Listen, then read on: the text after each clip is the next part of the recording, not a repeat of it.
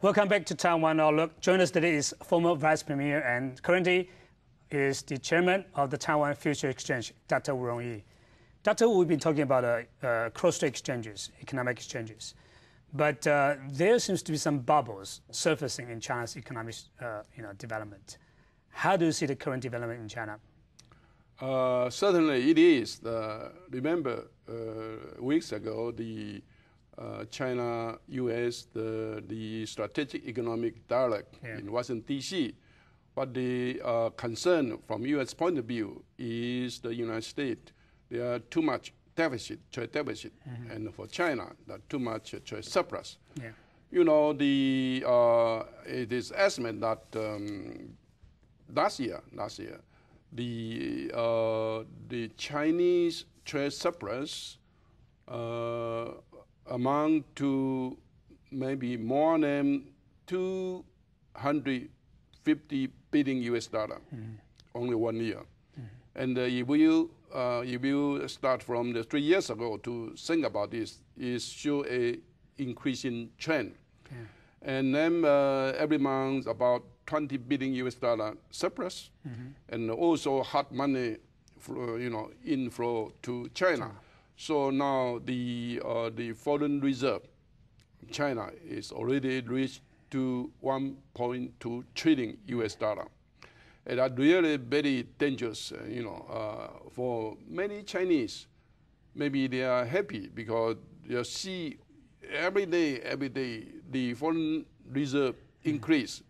For a poor country in Taiwan in the past, you also had the same experience. That's right. I think it's good to the economy, but in fact, it is not good. What good is only to certain amount of foreign reserve, that's okay.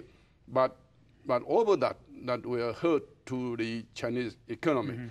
Only you understand each one U.S. dollar in reserve, you should use how much? Seven the renminbi to change a 1 U.S. dollar. So can you calculate 1.2 trillion the U.S. dollar? How much the renminbi, the currency you should print? So now you can see it's too much too much renminbi. So you see now why the bubble in the stock exchange, because now money everywhere, and also the too much investment in China. So now also you can see the overcapacity and the investment at the GDP now amount to 40%. It is really amazing. 40% of the money, the capital, used to invest. This too much because of this amount of investment. So they produce huge manufacturing, export to all over the world. And because Chinese, the wage is low. So the competitiveness is very strong. And that's why they made the United States, they compete with the United States, with Japan, with Europe, and full of Chinese product.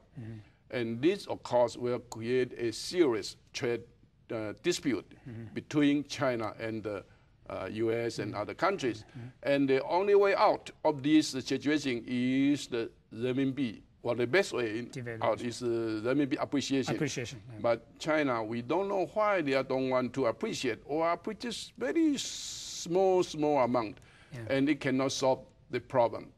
So now, I think as many economic commentators say, you really don't know how you can go out of this trap, so-called the currency trap. Too much currency, and that is also a pressure to the inflation. Dr. Wu, but as you mentioned that dealers in Beijing are also very concerned about the overheated economy in China. But China also needs to maintain a certain degree of economic growth to solve the problem of unemployment rate and so on. How can they balance the two? This is a headache of the Chinese authority that everybody understands. And I think because the Chinese system is, on the one hand, look like a market-free economy. But on the other hand, it is a dictator. The government authority is very strong. So, you know, in the Western or the United States, it's the market can decide many things. So if they let market decide, then, you know, everything will be solved. But China is not like that. On the one hand, this is like, you know, the free economy, but actually it is government intervention. For example, just the foreign exchange, you know, exchange rate. That you should let the foreign exchange market to decide the exchange rate. But now it's government, you know, intervene to maintain a quite, you know, high exchange rate. It's not. It's good for export, as you mentioned, and it's good to create jobs. That's true.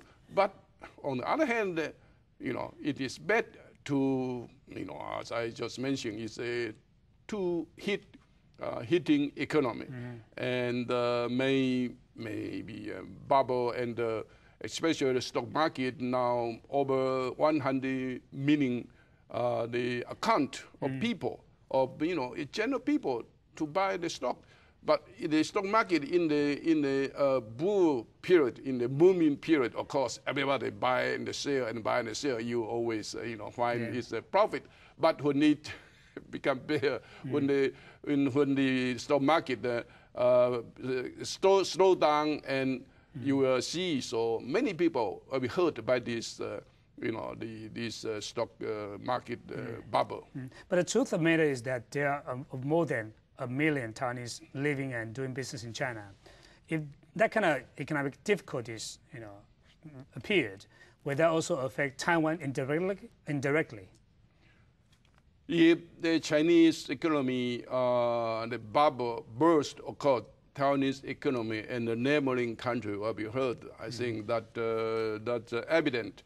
For example, the end of February, the 27th of February, the Chinese stock market, the first time a very serious, the drop of the stock price, and all the, you know, worldwide stock market was also hurt.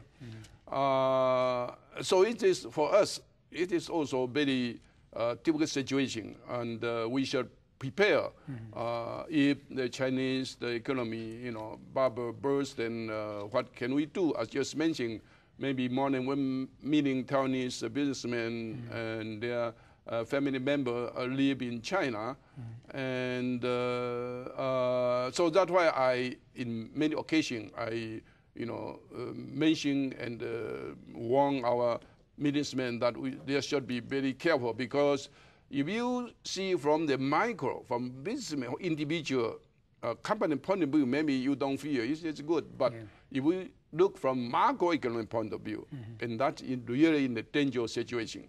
And now, even in China, they are in a very difficult situation, in a very dynamic situation. They don't know how to find a good solution. Our government has been trying to encourage our business people to invest in other countries, such as Vietnam and other countries in Southeast Asia.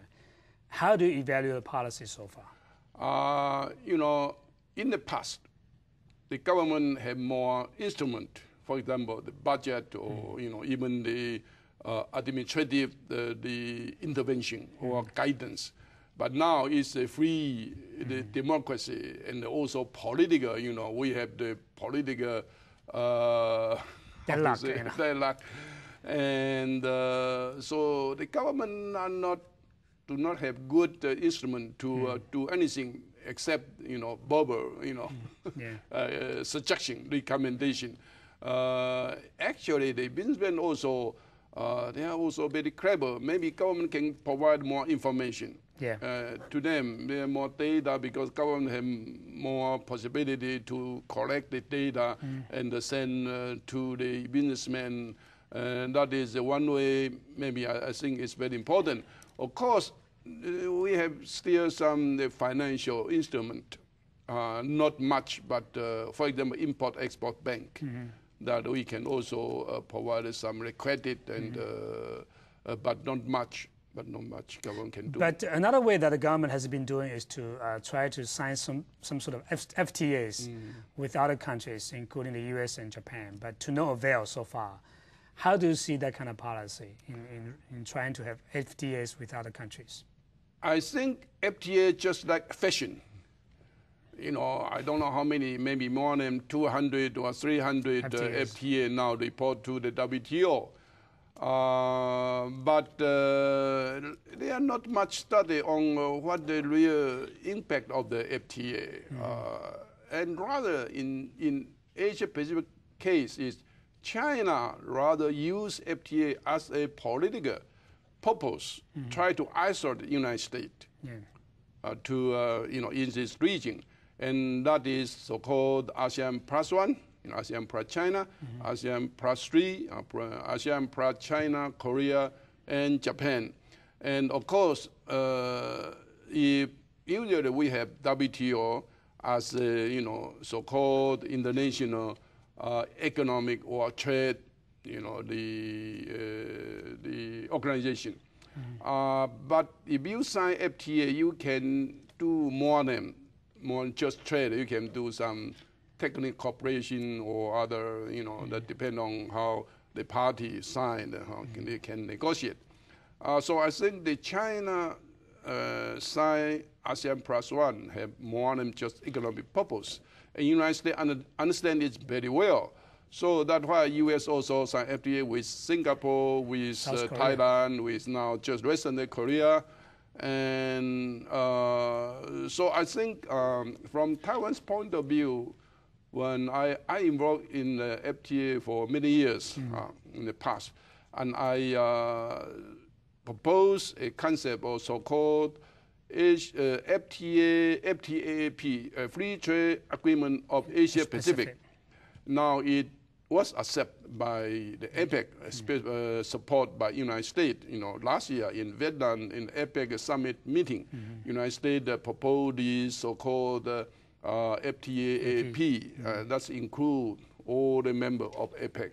And that's the way that can, try to compete with China in this region. And of course, Japan also concerned about the Chinese political motivation. But I think this rather, more political purpose or regional or strategic purpose than just economic purpose. And Taiwan point of view, of course, if our people have competence and our people understand, then it's okay. But in Taiwan, there are many newspapers. They are try to use this as the criticism to the government. But of course, under Chinese the pressure, no country, no member of WTO willing to sign with Taiwan. That's the pity. But of course, that is also one very important the signal that China used his power to strengthen Taiwan. But the U.S. said that, especially Steve Young, the director of AIT here in Taiwan, he said that, yes, if you want to have TFTA with Taiwan, maybe Taiwan should also think about 3 links between Taiwan and China first. How do you respond to that kind of statement? I think, based on WTO, the rule, all the members can sign FTA. So that means Taiwan also the member of WTO. So of course, United States can sign FTA with Taiwan. Japan can sign FTA with Taiwan. Everybody can sign FTA with Taiwan, just as mentioned, because of Chinese, they use their, the power to strengthen the member of WTO. That's why other members of WTO will not sign FTA with Taiwan. But Steve Young's, I don't know what he means. Maybe he don't understand. I have proposed many times that if U.S. sign FTA with Taiwan, United States is the leader, is a world leader. He should take the lead. If United States dare to sign or talk or negotiate FTA with Taiwan, I think many other members will follow U.S. Japan, for example. Singapore, I know they all say if United States they talking FTA with Taiwan, they will follow. But of course, United States so far maybe they do not want offend China. That is the United States problem. It's not the other countries' problem. Some of the local media have been saying that Taiwan's economic competitiveness has been falling behind of other Asian countries. Is that true? And how about Taiwan's future in terms of competing with other Asian countries? So when we come back, we'll talk about that situation. So stay with us. We'll be right back in a few moments.